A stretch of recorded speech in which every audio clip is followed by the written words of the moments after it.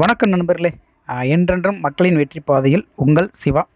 இந்த வீடியோவில் நம்ம எதை பற்றி பார்க்க போகிறோம் அப்படின்னா, ஒரு 3 டாபிக். சரி, எனக்கு தெரிஞ்சதை நான் அனலைஸ் பண்ணி இந்த வீடியோ நான் பதிவு பண்ணுறேன். இது யாரு மனை புண்படுற மாதிரி பேசுகிறேன், தயவுசெய்து மன்னிச்சுக்கோங்க. அப்படி நான் பேசவும் கிடையாது.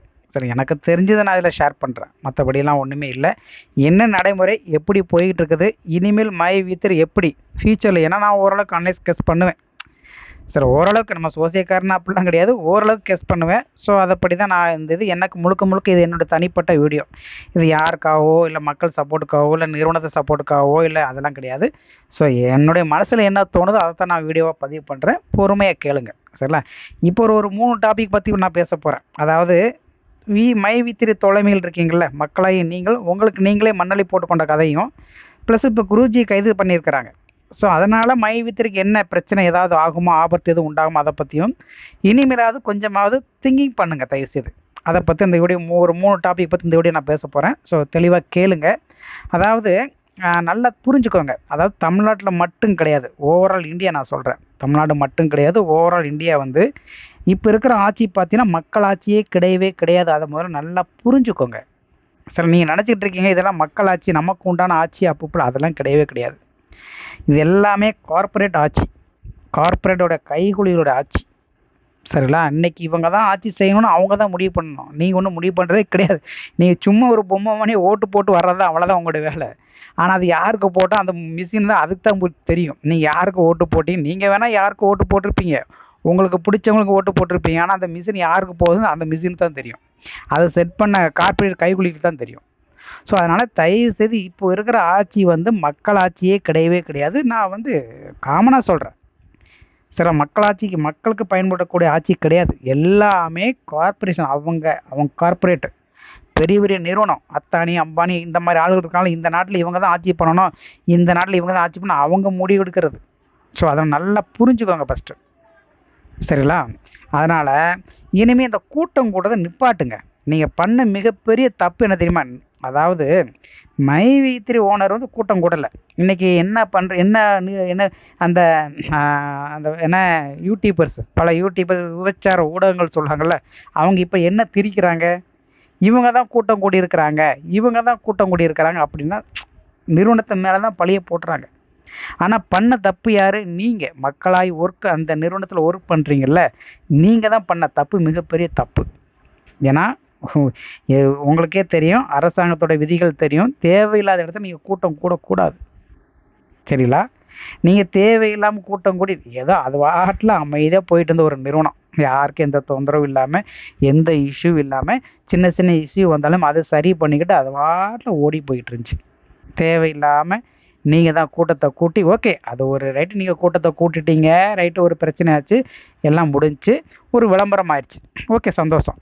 மை வி3க்கு நல்ல ஒரு மிகப்பெரிய ஒரு விளம்பரம் கிடச்சிருச்சு, மக்களுக்கு இப்போ தெரிஞ்சிருச்சு.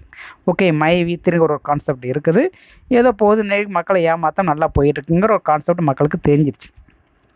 மறுபடியும் உங்களுக்கு நீங்களே தலையில் மண்ணள்ளி போட்டு வரங்க. அதான் மிகப்பெரிய தப்பு பண்ணிட்டுருக்கீங்க. இன்னும் நீங்கள் மிகப்பெரிய தப்பாக தான் பண்ணிகிட்ருக்கீங்க. இது நீங்கள் பண்ண கண்டிப்பாக இப்போ எல்லாம் ஒரு டயத்தில் அது வந்து கண்டிப்பாக அது இழுத்து மூட தவிர ஒரு வழியே இல்லை. ஏன்னா இன்றைக்கி பயங்கர போட்டியாகி போச்சு. அதை நல்லா தெரிஞ்சுக்கோங்க. பயங்கரமான எதிர்ப்பு. அது கண் கூட எல்லாருமே பார்த்துட்டு தான் இருக்கிறோம். எந்த யூடியூபர்ஸுக்கும் பிடிக்கல.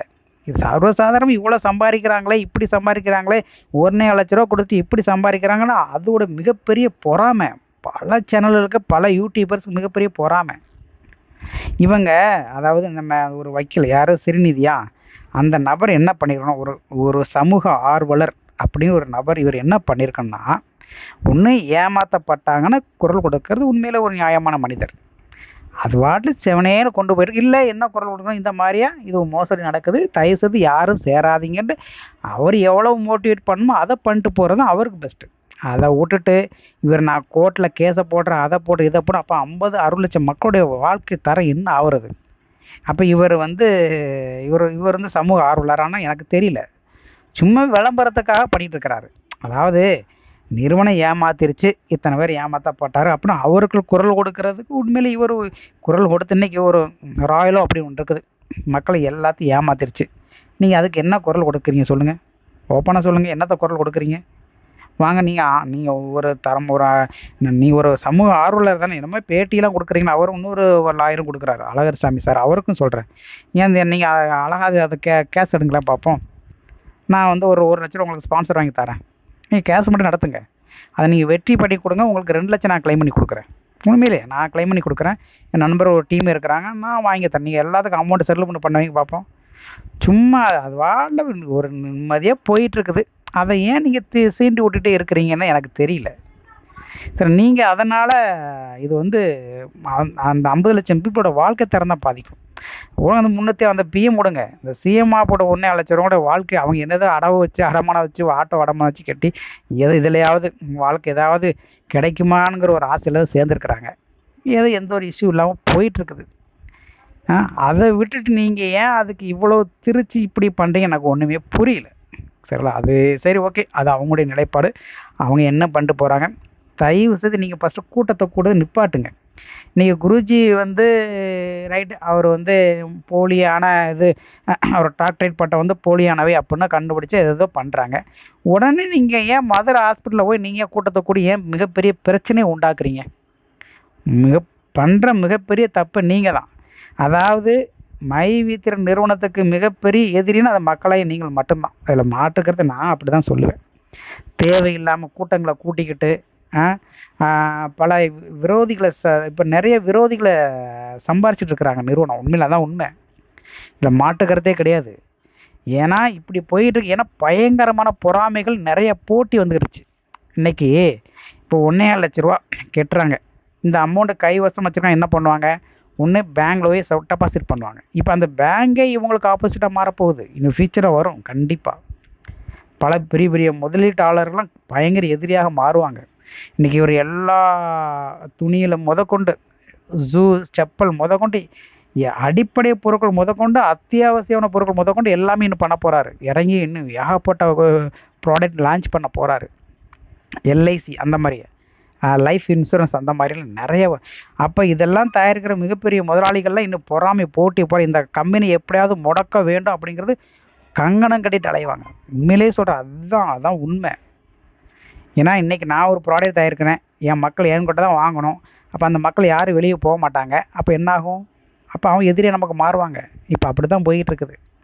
பெரிய பெரிய ஃபைனான்சியர், பெரிய பெரிய நிதி நிறுவனங்கள்லாம் இப்போ வந்து பயங்கரம். இது இழுத்து மூடுறதுக்கு என்னென்ன பண்ணணுமா, இன்றைக்கி ஏதாவது ஒரு ஓட்டை இருக்குமான்னு தேடிட்டு இருக்கிறாங்க. அதில் ஒரு சின்ன ஓட்டை தான் குருஜியோட செக் பண்ணியிருக்கான். அது நிஜமாக பொய்யான்னு எனக்கு தெரியல. செக் பண்ணியிருக்கிறாங்க. ஆனால் அவருடைய அன்பார்ந்த யூடியூப் சேனல்லாம் பார்த்தீங்கன்னா வெளிப்படையாக தான் பேசுகிறாரு. நான் டாக்டரேட் முடிச்சிருக்கேன்லாம் சொல்கிறாரு. பட் அது உண்மையாக பொய்யா அப்படிங்கிறது அது அரசாங்கம் தான் முடிவு பண்ணணும். நம்ம எதுவுமே பண்ண முடியாது. அதை சில விபச்சார ஊடகங்கள் இப்படி திருச்சி போடுறாங்க. எப்படியோ ஒன்று இந்த கம்பெனியை க்ளோஸ் பண்ணணுங்கிற முடிவில் தான் இருக்கிறாங்க. அதை நல்லா தெரிஞ்சுக்கோங்க. இந்த இடத்துல அப்போ குருஜி சார் அவருக்கு வந்து அவர் பண்ண மிகப்பெரிய தப்பு என்னன்னு தெரியுமா? அதாவது மற்றவர்கள் நம்மளை வந்து எதிர்த்து பேசுகிறாங்க, நம்மளும் போய் ஆப்போசிட்டாக பேசவே கூடாது. நம்மளை வந்து தூண்டி விட்டுக்கிட்டே இருக்காங்கன்னா நம்மளும் போய்கிட்டு நீ சேலை கட்டுறியா அவர் சேலை கட்டுறியா இப்படி மாறி மாறி சண்டை போடுறதுனால இது வந்து அவருக்கு பிரச்சனை இல்லை, நிறுவனத்தான் மிகப்பெரிய பிரச்சனையே. அது முதல்ல நல்லா புரிஞ்சுங்க. என்னமோ பண்ணிட்டு போகிறாங்க. கடவுள் மேலே பாரத்தை போட்டு நாங்கள் நிம்மதியாக பண்ணுற மாதிரி நீங்கள் வாழ் உங்கள் வேலையை பண்ணிங்கன்னா அவங்க வாழ கொஞ்ச நாளைக்கு கத்திட்டு இருப்பாங்க. அதுக்கப்புறம் அவங்க ஸ்டாப் ஆகி போயிட்டு அவங்க வேலையை பார்த்துட்டு இருப்பாங்க. நீங்கள் மட்டும் கரெக்டாக உங்கள் நிதி நிறுவனத்தில் சரி உங்கள் நிறுவனம் நல்லா கரெக்டாக இது வரைக்கும் எப்படி நீங்கள் அட்மினிஸ்ட்ரேஷன் பண்ணீங்களோ அதே மாதிரி நீங்கள் வாழ் உங்கள் வேலையை மட்டும். யாருக்கும் பதிலே தராதிங்க. அவங்க வாழ் சொல்லிட்டு போட்டோம். மதன் கௌரியா சொல்லிட்டு போகிறான், அது எவனா சொல்லிட்டு போகிறாங்க. உங்களுக்கு என்ன? நீங்கள் மக்களை மட்டும் ஏமாற்றாமல் எந்த ஒரு இது இல்லாமல் எந்த ஒரு தடங்கள் இல்லாமல் நீங்கள் வாட்டில் உங்களுடைய அது மட்டும் நீங்கள் கவனத்தை செலுத்துங்க. தேவையில்லாமல் அவங்ககிட்ட போய் அவங்க உங்களை சீண்டை நீங்கள் அவங்கள சண்டை மாறி மாறி சண்டையை போட்டுக்கிட்டு ஏதாவது ஒரு ஏன்னா இப்போ பல எதிரிகள் இப்போ உருவாகிட்டு இருக்கிறாங்க. அது உங்களுக்கு தெரியுமா என்னன்னு தெரியல. கண்டிப்பாக உங்களுக்கு தெரிஞ்சிருக்கணும். அது மாற்றுக்கிறதே கிடையாது. இன்றைக்கி இன்றைக்கி ஒரு செப்பல் கம்பெனி நீங்கள் ஆரம்பிக்கிறீங்கன்னா உங்கள் இடத்துல எல்லோரும் வாங்குவாங்க. அப்போ அவங்களுக்கு பாதிப்படையும், கண்டிப்பாக அவங்களுக்கு பாதிப்படையும். அப்போ என்னாகும்? அந்த முதலாளி உங்களுக்கு எதிரியாக மாறுவாங்க கண்டிப்பாக. இன்றைக்கி துணி கடை நீங்கள் ஆரம்பிக்க போகிறீங்க, பெரிய பெரிய ஜவுளி கடைன்னு உங்களுக்கு எதிரியாக மாறுவாங்க. ஸோ அந்த மாதிரி எதிரிகள் வந்து நீங்கள் வர சம்பாதிக்க போகிறீங்க. அப்படிங்கல தயவு செய்து நம்ம வேலை, அதாவது உங்கள் வேலை என்னவோ, அவன் யார் என்னமோ பேசிட்டு போகிறாங்க, நீங்கள் அதுக்கெல்லாம் பதில் சொல்லிட்டு இருந்தீங்கன்னா நீங்கள் நிறுவனத்தை கோட்டை விட்டுருவீங்க. அதில் மாட்டுக்கிறதே கிடையாது. நான் ஓப்பனாக சீரியஸாக சொல்கிறேன்.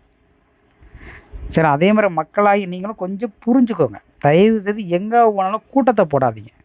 கூட்டத்தை போட்டு நிறுவனத்துக்கு கெட்ட பேரை வாங்க வச்சு, ஏற்கனவே இப்போ கிட்டத்தட்ட பல எதிரிகள் உள்ளே வந்துட்டு இருக்கிறாங்க இந்த நிறுவனத்தை பார்த்துட்டு. ஐயோ இப்படி போகுது அப்படி போகுது, இதெல்லாம் பல எதிர்ப்புகள் வந்துக்கிட்டு இருக்குது. பல எதிர்ப்புகள் வந்துட்டு இருக்குது. எந்த நிறுவனத்துக்கும் கிடைக்காத எதிர்ப்பு இந்த நிறுவனத்துக்கு இருக்குது. ஸோ அப்படிங்கல தயவு செய்து உங்களை நீங்களே மண்ணலி போட்டுக்காதீங்க. எங்கே போனாலும் இந்த கூட்டத்தை கூட்டிக்கிட்டு ரைட்டு, ஃபஸ்ட் டைம் கூட்டத்தை கூட்டினீங்க ரைட்டு, ஏன்னா அது நீங்கள் பண்ண தப்பு. உங்கள் ஏன்னா சிஎம் மெம்பர்ஸ் எல்லாம் வந்துடுங்க, எல்லாமே வாட்ஸ்அப்பில் நீங்களே ஷேர் பண்ணிக்கிட்டு கூட்டத்தை கூட்டி இப்போ கம்பெனிக்கு பயங்கரமான ஒரு எதிரிகளை நீங்கள் உருவாக்கிட்டு இருக்கீங்க. அதான் உண்மை. உடைய கூட்டத்தை கூட்டினீங்க ரைட்டு, ஓகே. ஏன்னா சட்டப்படி அது தப்புன்னு உங்களுக்கே தெரியும். கூட்டத்தை கூட்டினீங்க ரைட்டு, எதோ விளம்பரம் ஆயிடுச்சு, அதோடு நிப்பாட்டிக்கிறணும். மறுபடியும் இப்போ அவர் கேஸ் கொடுக்க போகிறார், அதுக்கு ஒரு கூட்டத்தை கூட்டி அன்னைக்கு வந்து கூட்டத்தை கூட்டினால அவரை வந்து 15 நாளில் இது பண்ணாங்க, ஜெயில் அடைச்சாங்க, உங்களுக்கே தெரியும். இப்போ குருஜி கைது ஆகிருக்கிறாரு, அதை போய் உடனே மதுரை மீனாட்சி மியூசியில் அங்கேருந்து கூட்டத்தை கூட்டி எல்லாம் ஒப்படைச்சிட்டு இருக்கிறீங்க. அதில் ஏகப்பட்ட பேர் கைது பண்ணியிருக்கிறாங்க. இதெல்லாமே தேவையில்லாத விஷயங்கள் நீங்கள்லாம் பண்ணிகிட்டு இருக்கிறீங்க. சரி, நீங்கள் வந்து நிறுவனத்தை நடக்க விடுற மாதிரி நீங்கள் பண்ணல, ஓகே, உங்களுடைய ஆதங்கம் புரியுது. தயவு செய்து இது வந்து இப்போ உள்ள ஆட்சி, நான் ஆரம்பத்திலே சொன்னாதான், இப்போ உள்ள ஆட்சி வந்து மக்கள் ஆட்சி கிடையாது, இதெல்லாம் கார்ப்பரேட் ஆட்சி. அவங்க வச்சதான் சட்டம், அவங்க வச்சதான் நியாயம். இதில் உங்களால் எதுவுமே பண்ண முடியாது. சரிங்களா? எல்லாமே அரசியல்வாதி அவங்க கையில் தான் எல்லாருமே. இன்னைக்கு நீ என்ன தப்பு பண்ணாலும் சரி, உங்களை தூக்கி பஸ் ஸ்டாண்ட் உள்ளே தான் தூக்கி போடுவாங்க. இதே இது அரசியல் என்ன தப்பு பண்ணாலும் கண்டுக்கவே மாட்டாங்க, அவ்வளோதான். எல்லாமே அவங்களே பேசி முடிச்சுட்டு போயிட்டே இருப்பாங்க. சரிங்களா? அதே மாதிரி பல விபச்சார ஊடகங்கள் நிறையா இருக்குது. அப்படி இங்கே நடக்கிறத அங்கே திருச்சி சொல்லிட்டு இருப்பாங்க. ஸோ அதனால் தயவு செய்து உங்கள் வேலைகள் என்னவோ அதை மட்டும் பாருங்கள். அதே மாதிரியா சரி, அந்த மைவித்திரியா சார், எம்டி சாருக்கும் சரி, யார் எவனோ என்னமோ கத்திட்டு போகிறாங்க, கத்துற வரைக்கும் கத்தட்டும். நீங்கள் அதற்கெல்லாம் பதில் சொல்லிக்கிட்டு இருந்தீங்கன்னா நிறுவனத்தை நீங்கள் ஓட்ட விட்டுருவீங்க. அதில் நீங்கள் அதில் மாட்டுக்கிறதே கிடையாது. ஸோ அதனால் என்னமோ பண்ணிட்டு போகிறாங்க. அவங்க பேசுகிற எல்லாமே நன்மைக்கு. அதெல்லாம் உங்களுக்கு ஒரு வேகத்தை உண்டாக்கும் நீங்கள் நினச்சிக்கிட்டு, கடவுள் மேலே பாரத்தை போட்டு மக்கள் யாரும் எந்த வகையிலும் பாதிக்காத அளவுக்கு உங்கள் நிறுவனத்தை செம்மையாக கொண்டு போங்க. உங்களுடைய என்ன டார்கெட்டோ அதை நீங்கள் நேர்மையாக கொண்டு போங்க, அவ்வளோதான். சரிங்களா? அதை விட்டுட்டு அவங்களுக்கு நீங்கள் பதில் சொல்ல, அவங்க எதிரியாக மாற, இப்படியே எதிரிகளை நீங்கள் சம்பாரிச்சிட்டே இருந்தீங்கன்னா, ஏன்னா உங்களுக்கே தெரியும், ஏன்னா அரசியல்வாதிகள் என்ன வேணாலும் பண்ணுவாங்க. இன்றைக்கி நியோ மேக்ஸா உண்மையிலே எனக்கு நான் கேள்விப்பட்டதுக்கு நல்ல நிறுவனம் தான் சொல்கிறாங்க. இது வரைக்கும் ஒரு அருமையான நிறுவனம் அப்படி தான் சொல்கிறாங்க. ஆனால் இன்றைக்கி ஊடகங்கள் எப்படியோ திருச்சி எந்த மாதிரியோ பண்ணி இன்றைக்கி அதை க்ளோஸ் பண்ண வச்சுட்டாங்க. அது உங்களுக்கு எல்லாருமே தெரிஞ்ச கதை. இப்போ அதே நிலைமை தான் மைவித்திற்கு வரக்கூடாதுன்னா, அவங்க வேலையை அவங்க அமைதியாக பார்த்தாலே கண்டிப்பாக அது லைஃப் லாங்காக போகும். தேவையில்லாமல் அவங்களுக்கு இவங்களுக்கு நீங்கள் வார்டில் மாறி நீங்கள் வந்து தூண்டி விட்டுக்கிட்டு இருந்தீங்கன்னா, இது இழுத்து மூடுற தவிர ஒரு வழியே இல்லை. ஏன்னா நீங்கள் ஒவ்வொரு தூண்டலுக்கும் ஒவ்வொரு எதிரிகளை நீங்கள் சம்பாரிச்சிட்டு இருக்கிறீங்க. மக்களை நீங்களும் புரிஞ்சுக்கணும், எம்டி சார் அவங்களும் புரிஞ்சுக்கணும். இதில் மாற்றுக்கிறதே கிடையாது. இது எனக்கு தெரிஞ்சதை நான் சொல்கிறேன். முன்னாடி நடக்கிற விஷயங்களை நான் இப்படியே சொல்கிறேன். அதுக்கான நான் சோசியக்காரனும் இல்லை. இது வரைக்கும் நடக்கிறத நான் அப்படியே உங்களுக்கு தெளிவாக எடுத்து வைக்கிறேன், அவ்வளோதான். ஸோ அதனால் லைஃப் லாங் அதேமாதிரி இந்த குருஜி கைதுக்கும் மைவித்திற்கும் சம்மந்தமே கிடையாது. அதை நல்லா புரிஞ்சுக்கோங்க. இன்றைக்கி அவங்ககிட்ட தான் வாங்குறாங்கன்னு, இப்போ நான் வந்து இப்போ ஒரு கடையில் போய் மளிகை கடையில் நான் ஒரு ப்ராடக்ட் வாங்குறேன்னா, அது நான் வாங்கிட்டு வரேன், அவ்வளோதான். நான் பயன்படுத்தினேன். அப்போ அது யார் செக் பண்ணணும்? அரசாங்கம் செக் பண்ணணும். அது யார் உரிமை கொடுத்தாங்க? ஃபார்மசி டிபார்ட்மெண்ட் அவங்க செக் பண்ணணும். சரிங்களா? அது வந்து வாங்கினவங்க மேலே தப்பு. அதுக்காக மைவித்திரி வாங்கி கொடுத்துருக்காங்கன்னா இவங்க என்ன பண்ணுவாங்க? இவங்களுக்கு தேவை ப்ராடக்ட்டு ரைட்டு, எல்லாமே செக் பண்ண வாங்கியிருப்பாங்க, எல்லாம் ஜிஎஸ்டி கிட்ட தான் வாங்கியிருப்பாங்க. அப்போ நீங்கள் அது இது வரைக்கும் நீங்கள் அங்கீகாரம் கொடுத்து இது வரைக்கும் பண்ணது எப்படி? ஸோ அப்படிங்களா, அதெல்லாமே அது அவங்களுக்குள்ள சம்மந்தப்பட்டது. அது நிறுவனத்தை எக்காத வகையில் பாதிக்கிறதுக்கு சான்சஸ் கிடையாது, பாதிக்கிறதுக்கு வாய்ப்பு இல்லை. இப்போ நான் ஒரு கடைக்கு போகிறேன், நான் எனக்கு இந்த பொருளை வாங்கி திங்கிறேன்னா பண்ணிக்கிட்டு இருப்பாங்க? என்னையா தண்டனை கொடுப்பாங்க? யார் விற்க அவங்களுக்கு தான் தண்டனை, நிறுவனத்துக்கு தண்டனை கிடைக்காது. சரிங்களா? இப்போ நான் வாங்கி யூஸ் பண்ணுறேன்னா எனக்கு அதெல்லாம் கிடையாது. ஸோ அதனால் அது அது அது அது அவங்க தனிப்பட்ட விருப்பம். ஏன்னா அது அங்கீகாரம் இல்லாமல் அவ்வளோ தூரம் நடத்திருக்க மாட்டாங்க. இவர் சர்டிஃபிகேட்னா போலியாக இருக்கலாமே தவிர அவர் நிறுவனம் எப்படி பண்ணாரோ அது அவர் தான் தெரியும். ஏன்னா அவ்வளோ தூரம் அங்கீகாரம் இல்லாமல் அவ்வளோ தூரம் இது பண்ணியிருக்க மாட்டாங்க. அதே மாதிரி அவர் கொடுத்தனால இன்றைக்கி யாருக்கு எந்த உயிரிழப்பும் இருக்காது, உயிரிழப்பு இல்லை. சப்போஸ் அது ஏதாவது நடந்திருக்குன்னா கண்டிப்பாக அது ஒரு ஆக்ஷனுக்கு கண்டிப்பாக அது கைது பண்ண சான்சஸ் அதிகமாக இருக்குது. கைது பண்ணிட்டாங்க, பட் இன்னும் கூடுதலாக ஸ்ட்ராங்கர் ஆகிறதுக்கு உண்டான வாய்ப்புகள் இருக்குது. ஸோ ஏதோ ஒரு விதத்தில் எதிரிகள் நிறைய உருவாகிட்டு இருக்கிறாங்க. ஸோ அந்த எதிரிகளை தயவுசெய்து மறுபடியும் தூண்டி விட வேண்டாம். இது என்னுடைய தாழ்மையான வேண்டுகோள். ஏன்னா 50 லட்சம் பீப்புள் கிட்டத்தட்ட அதில் 1.25 லட்சம் கட்டினவங்க கிட்டத்தட்ட ஒரு 1 லட்சத்துக்கு மேலே இருப்பாங்க. கண்டிப்பாக இருப்பாங்க. ஸோ அத்தனை வாழ்க்கை ஆதாரம் உங்கள்கிட்ட தான் இருக்குது. அப்படிங்களா யாருக்கும் தேவையில்லாதவர்களுக்கெல்லாம் நீங்கள்லாம் தலையிட்டு அவங்களுக்கு நீங்கள் பதில் சொல்லணும்னு அவசியமே கிடையாது. உங்களுடைய வேலைகள் என்னவோ அதை மட்டும் பார்த்துட்டு மக்களுடைய நன்மதிப்பு மட்டும் நீங்கள் பெறுங்க. அதே மாதிரி இன்னொரு தப்பு பண்ணார் குருஜி அவர்கள். திடீர்னு அரசியலுக்கு போகிறோம், அதுக்கு போகிறோம், இதெல்லாம் தேவையில்லாத ஆணிகள். உண்மையிலேயே சொல்கிறேன்.